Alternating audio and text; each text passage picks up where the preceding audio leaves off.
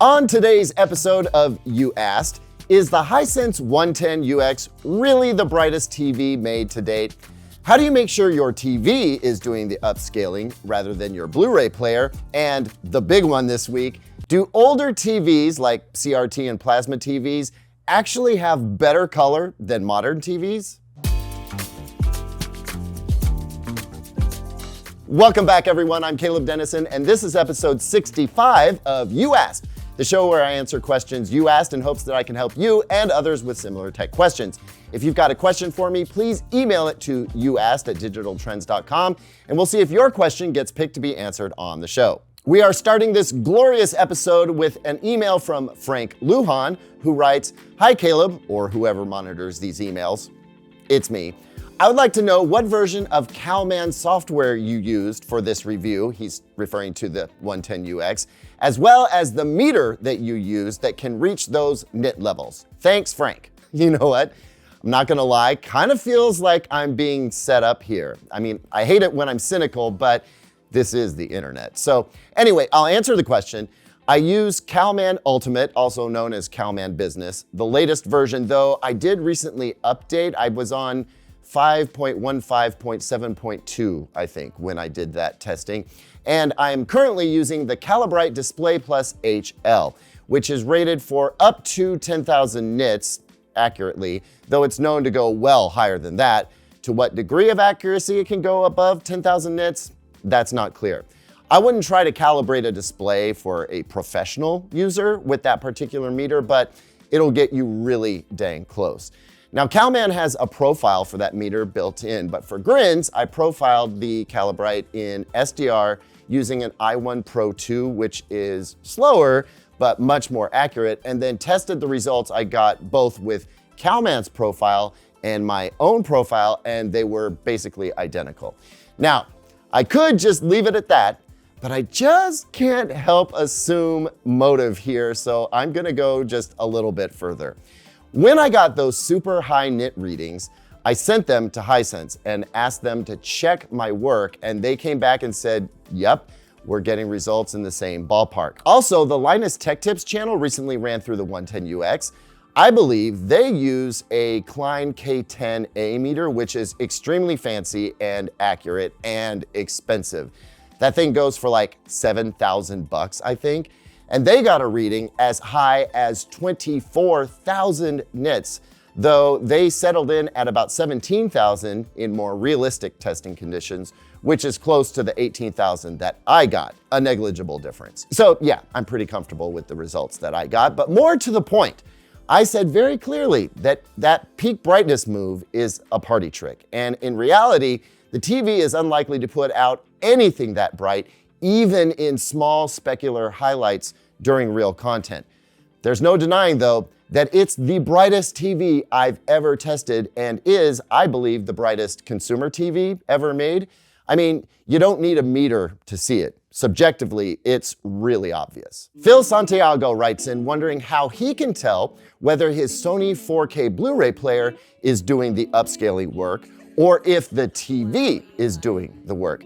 He has an 85-inch Sony X95L and the Sony UBP X800M2, and he remarks that he often watches standard Blu-ray discs, which most of them are 1080p, and wants to make sure he's getting the best experience. Recently, while watching Land Before Time, Phil noticed that the image looked grainy and thought that if it was his premium TV processor doing the upscaling work, it wasn't doing a great job. So first, Phil, I'm gonna walk you through the settings on your Blu-ray player to help ensure that the TV is doing the upscaling, not the Blu-ray player. And for everyone else, I would recommend you do the same if your TV has a super premium processor, as it's likely to be better than the one in your Blu-ray player, unless you know otherwise from researching your purchases.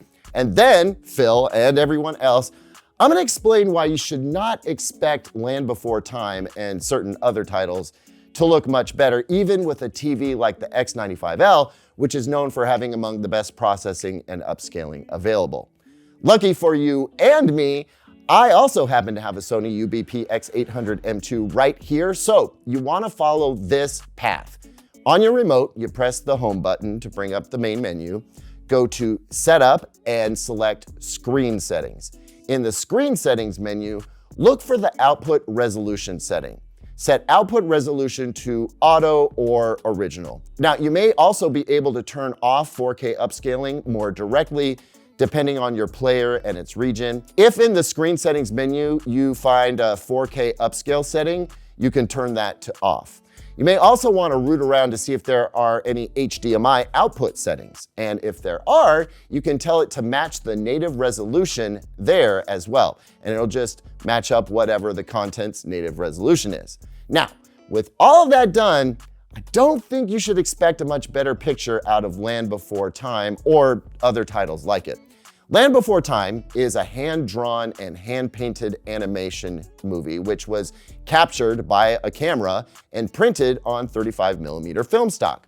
As such, the original film, which would be digitally scanned, will have film grain in it. It will have a softness to it that you don't get from digital animation. And the quality of the transfer from film to digital can vary widely. That's why some folks talk about like, oh, it's a really great transfer. They're referring to how well they got the original movie over to digital. Now, I don't have a lot of personal experience with this particular title. I mean, I've seen the movie, but a quick search shows that the transfer for this title is kind of mid. Now, here's the thing. Film grain is really difficult to deal with from a capture and display perspective. If a really good scan is performed, the digital version can retain a lot of the original film's character. But that film grain is hard for even the best TV processors to handle. I witnessed this issue firsthand very recently with Apocalypse Now, which has a lot of film grain and can look really messy on the TV. And that's because it's really hard for TV processors to distinguish intentional film grain from noise. And sometimes it tries to clean up that noise, and in doing so introduces other visual artifacts in the process. Sometimes you can reduce this effect by turning off all digital noise reduction features, but I've yet to find a TV that didn't kind of exacerbate film grain in a way that calls unwanted attention to it. Also, the larger the screen you're watching on, the more obvious these artifacts are gonna be. 1080p can look amazing in many cases. 720p is harder to make look good on a large 4K TV. Just pull up something on YouTube to see that. And anything below 720p is just not gonna look great, especially on 85-inch TVs and larger. It's a crude saying, so apologies in advance, but you can't polish a turd. Another more tactful way of expressing that sentiment might be garbage in, garbage out, but I think that seems rude when we're talking about someone's art. The next question comes in from Matthew Dickinson, and I'm gonna try to summarize here, but the complexity of the question and the comments that Matthew quotes here are essential to the conversation. But I'll tell you now that what this is all about is a question, or more to the point, an assertion, that CRT and plasma TVs have more natural color than modern TVs, with what is supposed to be a scientific explanation as to why. And you can probably sense right now that it's mostly wrong, or at least very confused. Matthew writes, hang with me here, guys. I was wondering if it's true that incandescent lights, such as used for older TVs like plasma and CRT, if they were better at producing the full range of color. That is what is claimed by some people, such as the YouTuber below. Here's a portion of what's written under the description of his video, and you can also see more in the forwarded email. Quote, if you own a plasma TV, you have probably noticed already that today's TVs don't have the same natural colors as your plasma TV. This is the reason for it. The light quality is much worse. LED light that all TVs use today, not true, cuts the visible color spectrum. They are so-called narrow bandwidth displays, while the light that comes from your plasma TV contains much more colors, and so they are wide bandwidth displays. LED light is, as I see it, a mess and a real step backward. It cuts the color spectrum, high infrared and low ultraviolet, just to draw less power and produce less heat, but at the cost of worse light quality.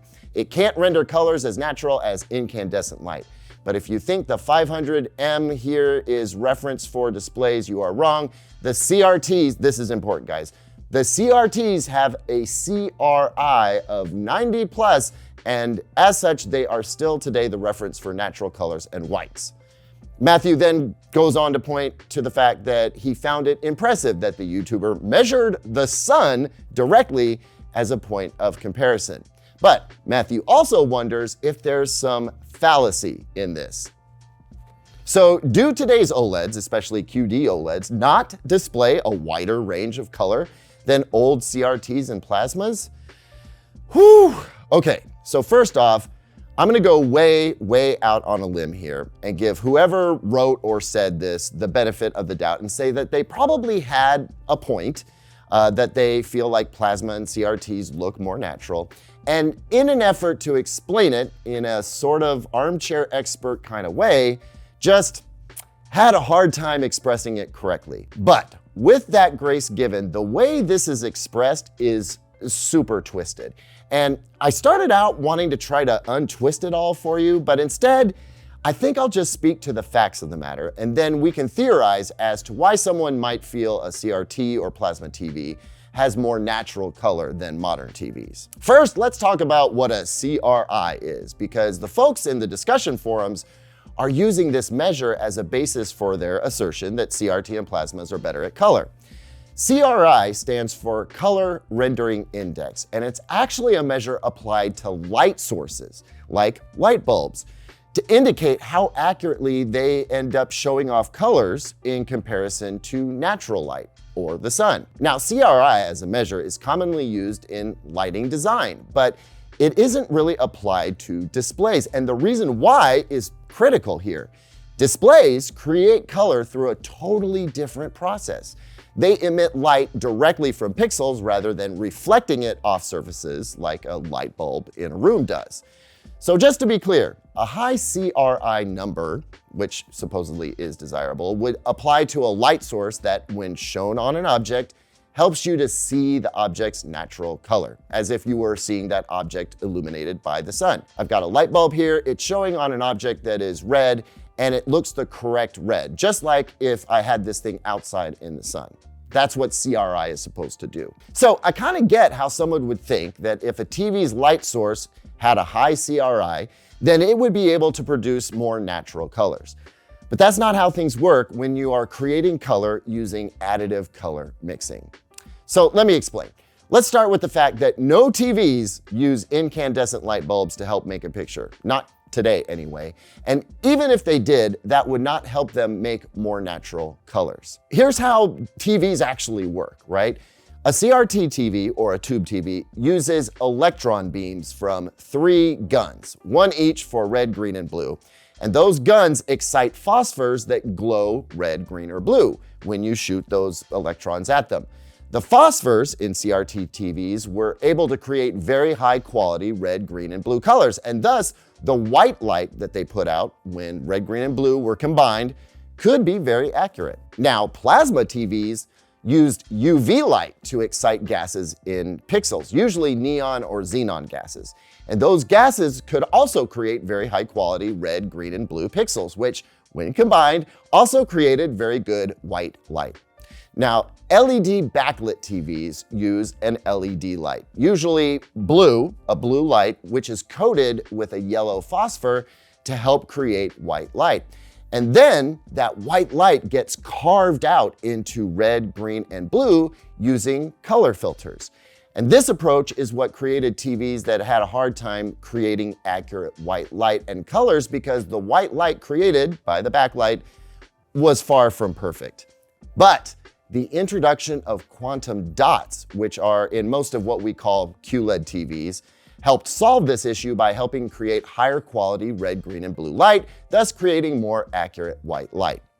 OLED TVs, be they WRGB OLEDs or QD OLEDs, don't have a backlight, right? The OLED compounds in these TVs glow when you apply electricity to them, so there is no outside light source at all.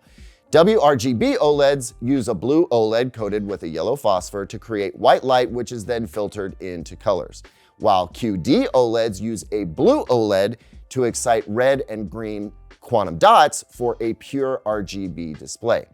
The colors that OLED TVs create are extremely accurate. They are narrow bandwidth, which means that in a WOLED TV, the color filter doesn't have to work very hard to create accurate red, green, and blue. And the QD OLED doesn't need a color filter at all. This is why the color on QD OLED TVs is so revered and why these TVs can create colors that no other TV technology can. So, some TVs create white light and then they use filters to carve out red, green, and blue, while other TVs create red, green, and blue and combine them to create white light and every other color. In either case, the most important factor involved in getting accurate color is to have very narrow peaks on red, green, and blue. You want your white light to not be too blue or cold, and you don't want it to be too warm or red. We know which TVs produce the most accurate color because we can measure them objectively with tools. And not only do OLED and some QLED TVs create more accurate colors than most CRT and plasma TVs, but they cover a much wider color gamut and can also have a higher color volume. In any case, to get the very best results from any TV, you have to calibrate it. Now, some TVs are deadly accurate right out of the box if you pick the most accurate picture preset, while other TVs need a bit more help through calibration. But once a display is set up well, or taking it a step further, calibrated, today's modern TVs create more accurate color. They express whatever the creator intended. Now, whether that creator intended it to look natural or not is another discussion. The Matrix, for instance, is a movie series where nothing is natural. It's all got a green cast to it by design. So why then do some folks swear that CRT and plasma TVs look more natural to them? Well, I can only theorize, but I think a lot of it comes down to the fact that they are a bit more muted. They look and feel more familiar that way. They don't get as bright, and high brightness color can feel jarring. And also, they have less stuff going on inside, so the slight bias toward green, as is the case with WOLED, or magenta, which is the case with QD OLED, isn't something that has to be calibrated out. And by the way, there is a difference between what a tool says is accurate and what our eyes say is accurate, which is why the best calibrators aren't going to just take their measurements word for it. They'll use their visual expertise to dial in a TV so it looks its absolute best. Now, I know that was a lot. We covered everything from color theory to how TVs work. The bottom line is CRT TVs and plasma TVs, the very best ones, did look really good, and you may prefer that look. You may feel it is more natural. But to quantify all of this, objectively speaking, they are not as accurate or as natural as today's modern TVs, not the best ones anyway. It's true that LED backlights brought in a bunch of problems, and that the color temperature of the light they produced was a big source of those problems. But quantum dots has helped alleviate almost all of that. And when it comes to OLED, they're just on another level. There are other reasons to prefer CRT or plasma TVs, but not in the color space, at least not from an accuracy standpoint. Thanks so much for watching, everyone. I hope you enjoyed this very deep episode. If you did, please let me know down in the comments, slap it with a like. I need to know if going this deep is something that we actually want for this show, or if we should maybe keep it a little more approachable and surface level. Thanks as always for your feedback. We really appreciate it. I'll see you on the next one. And until then, here's 2 other videos I think you might like.